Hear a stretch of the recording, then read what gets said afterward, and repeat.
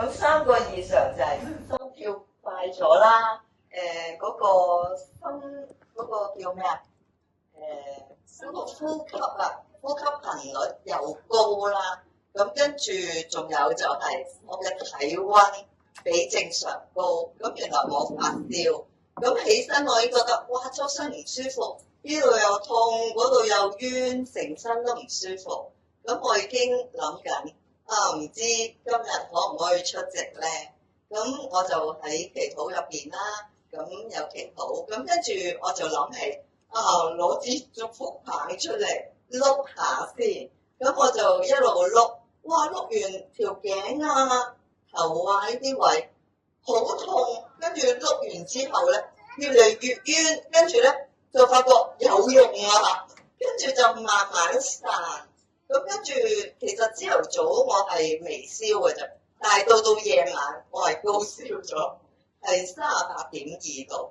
跟住我就又碌下啲身啊、腰啊，因為啲骨都痛啊。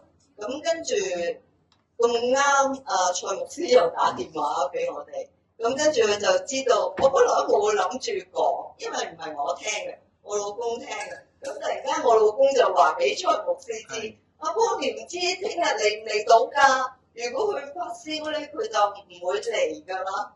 咁跟住我就話：哎呀，即係我冇諗住同人講，萬英都唔知，我就一路交喺個祈禱入邊，我就希望第二朝起身係退咗燒嘅。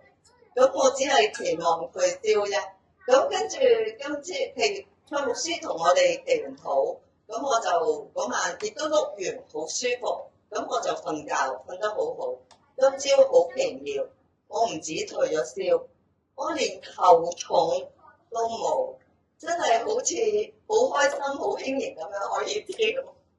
咁我就好感恩，上帝咧真係利用個祝福棒咧，幫我醫治咗我身體嘅不適，連啲痛少少冤我今日都冇，感謝主。好，感謝讚美主，你一切榮耀歸俾主。哈利路亞。